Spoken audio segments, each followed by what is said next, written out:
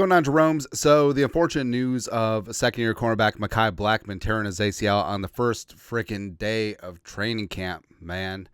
It sucks because Blackmon was going to be vying for some serious snaps at cornerback for the Vikings.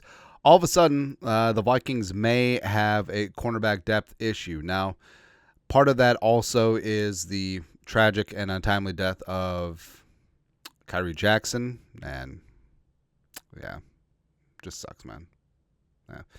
Yeah. But the Vikings, they did bring back Duke Shelley, so that is a plus. But even though I still have faith in Murph, Shaq Griffin, and an amalgamation of Evans on the outside, Shelley on the outside, maybe McLaughlin steps up as the UDFA, maybe Andrew Booth Jr. gets it together in year 3. But the Vikings could certainly be looking to add in the cornerback room, and whether it's by trade, whether it's in free agency, whether it's waiting for a team to cut a player, there's lots of options out there, and we're going to talk about a couple today. Now, first off, the three sexy ones, of course, are the trades, but the Vikings, sans second, third, and fourth round picks next year. I mean, you can't really offer much. I'm not about giving up a first rounder, but also some of these guys may be cap casualties, or Tariq Woolen may just be out of favor with the Seattle Seahawks. Now, Lattimore is hilarious to me because Justin Jefferson is his father. That's right. And the Cats and the Cradle and the Silver Spoon. But Lattimore is in the midst of his 5-year, $97 million deal with the Saints. And also his contract is one of the reasons why the Saints are in cap hell. But also, if they moved him, they would have to eat significant dead cap, even though he's been the subject of trade talks. Dennis Allen, the head coach of the Saints, addressed them. But I mean, Lattimore could be gone, especially since they went hard in the paint, adding cornerbacks, as well as the Vikings would only take on a $1.21 million base this season. Plus, he's got 3 years remaining on his deal. Nothing is guaranteed. Is due a $16 million base salary next year. But I feel like it's a spot where, even though Lattimore isn't peak Lattimore like he was in the last couple of years, maybe a change of scenery might do him good. Another guy that had a down 2023 season is James Bradbury of the Eagles. Now, I say down because 2022, he was second team All-Pro. He was balling out, him and Big Play Slay in Philly.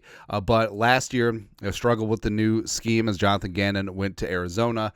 And also the Eagles, I mean, Howie definitely went after things because the secondary struggled last year. They drafted Quinion Mitchell. They drafted Cooper DeJean. So Bradbury could be a cap casualty in Philly. So it might be a spot where it's like, hey, we'll take him on. We'll take on that contract for a late round pick swap or something like that. And then you got Tariq Woolen. So this one intrigues me.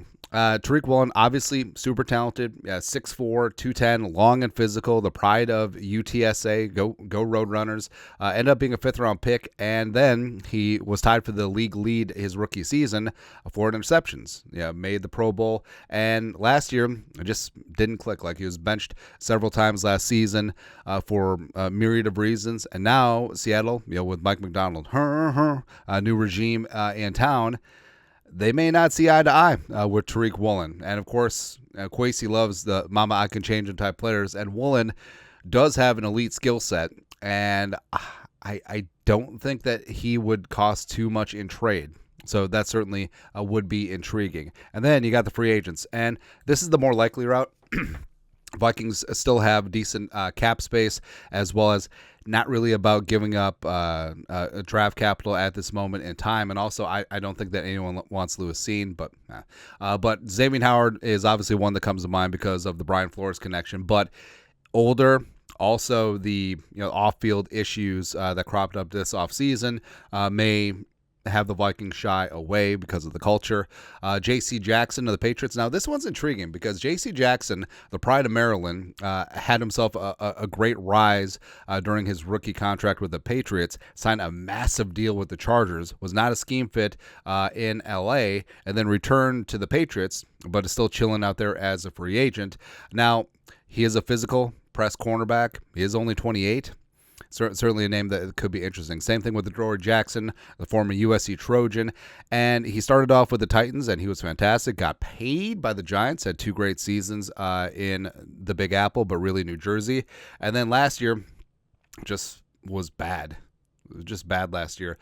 So he could be a guy that is looking for a fresh start, chilling out there as a free agent. And, of course, like we said, Kwesi loves the mama I can change him type players. Stephon Gilmore, I believe that's Mr. Gilmore's. So Stephon Gilmore is an interesting name because if he signs with the Vikings or another team this year, that'll be 5 teams in 5 seasons, which is crazy. And, of course, Gilmore got cooked by Jefferson in the Colts comeback game in 2022, which is kind of awesome. But Gilmore, older, but even though he's the elder statesman, he can definitely still bring it. Like I respect his game.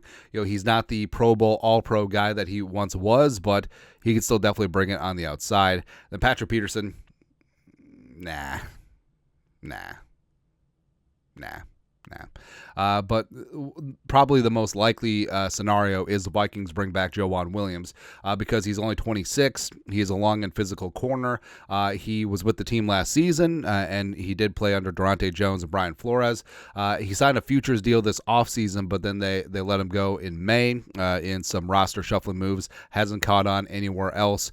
So yeah, even though there are some interesting names out there, I think a trade is unlikely. If they did make a move, I would swing for the fences and try to get Reek Woolen in here. But also, like we said, I mean, there are names out there, but I mean, they all have demerits against them, whether it's J.C. Jackson, whether it's Stephon Gilmore and his age, whether it's whatever. But I think they'll probably re-sign Joejuan Williams is my guess. And then, like I said, just take that swing at a Reek Woolen, man. Just go after things. But your thoughts are thoughts. Take a look at the cornerbacks out there in either trade or free agency. Let us know your thoughts, our thoughts. Comment section below. Subscribe for daily Vikings takes. We'll support the work. Put a little something in the Venmo. But till next time, Skol, production value.